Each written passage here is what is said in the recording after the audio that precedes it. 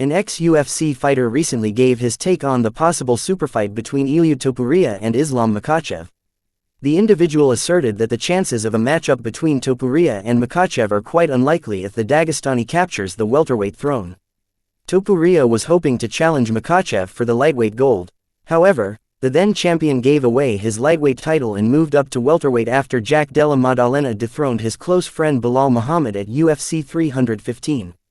As a result, Topuria faced Charles Oliveira for the vacant lightweight belt at UFC 317 last month. Topuria brutally knocked out the Brazilian and became the 10th UFC fighter to win belts in two weight classes.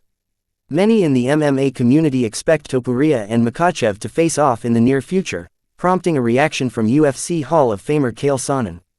In a YouTube video last week, Sonnen offered his thoughts on the matter, saying, "The concept of Islam Makhachev returning to 155 is a real stretch for me.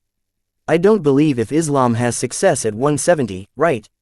The biggest challenge that Islam's ever had and clearly the most unpleasant experience that Islam has had in the sport is just beating the scale of 155. I think that Islam is going to be a lot like Ilia Topuria. I'm very confident in telling you guys, if Islam has success at 170 and becomes the champion, that whatever dreams you have of Islam versus Ilia haven't gotten closer, they got further apart."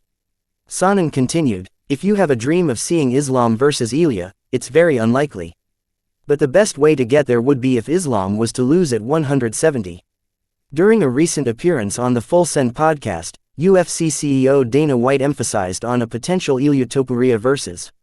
Islam Makhachev clash. White stated that if Makhachev dethrones reigning welterweight champion Jack Della Maddalena, fans should expect him to face Topuria next.